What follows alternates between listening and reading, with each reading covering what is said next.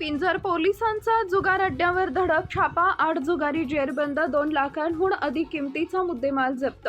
ठाणेदार गजानन राठोड यांच्या नेतृत्वाखाली यशस्वी कारवाई. कायदा व सुव्यवस्थेला बाधा आणणाऱ्या अवैध धंद्यांविरोधात पिंजर पोलिसांनी पुन्हा एकदा धडक कारवाई करत जुगार अड्ड्यावर छापा टाकून 8 जुगाऱ्यांना रंगेहात पकडले.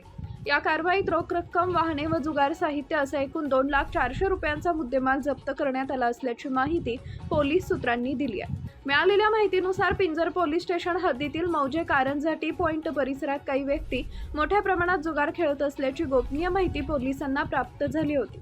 या माहितीच्या आधारे ठाणेदार गजानन राठोड यांनी पथकासह बुधवारी सायंकाळी अचानक धाड टाकली. पोलिसांची चाहूल लागताच काहींनी पळून जाण्याचा प्रयत्न केला, मात्र पोलिसांनी वेढा घालून 8 जुगाऱ्यांना रंगेहात ताब्यात घेतले. कारवाई दरम्यान घटनास्थळावरून रोख रक्कम, दुचाकी वाहने, मोबाईल फोन तसेच जुगारासाठी वापरण्यात येणारे साहित्य जप्त करण्यात आले.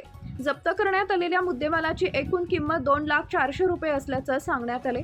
या प्रकरणी संबंधित आरोपींविरुद्ध महाराष्ट्र जुगार प्रतिबंधक कायद्यानुसार गुन्हा दाखल करण्याची प्रक्रिया सुरू असून पुढील तपास पिंजर पोलीस करत आहेत. दरम्यान ठाणेदार गजानन राठोड यांनी पदभार स्वीकारल्यानंतर अवैध धंदे, जुगार, दारू विक्री व गुन्हेगारी प्रवृत्तींवर अंकुश ठेवण्यासाठी सातत्यानं मोहीम राबवली आहे. त्यामुळे पिंजर पोलीस स्टेशनच्या कार्यपद्धतीबद्दल नागरिकांचे समाधान व्यक्त होत असून या धडक कारवाईचं परिसरात स्वागत करण्यात येत आहे. स्थानिक नागरिकांनीही अवैध धंद्यांविरोधात पोलिसांनी अशीच कठोर भूमिका कायम ठेवावी अशी अपेक्षा व्यक्त केली आहे. पिंजर पोलिसांच्या या कारवाईमुळे जुगार व्यवसाय करणाऱ्यांमध्ये खळबळ उडाली असून अवैध धंदे चालवणाऱ्यांना स्पष्ट इशारा मिळालाय. धुमाकूळ महाराष्ट्र न्यूज सोबत प्रदीप गावंडे, अकोला जिल्हा प्रतिनिधी तथा कार्यकारी संपादक.